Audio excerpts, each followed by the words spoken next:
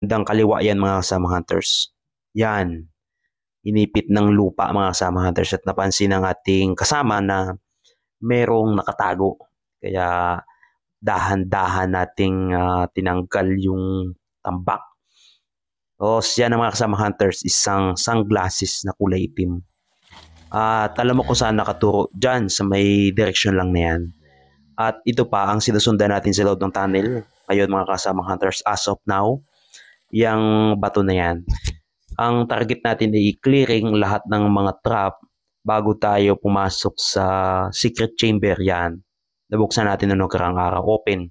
Pero nung una, close yan. Pero nabuksan na natin. Ayan mga kasamang hunters. Pero sabi ko nga, ang plano, tanggalin lahat ng mga trap, mga stone trap, pero wala namang water trap tayo.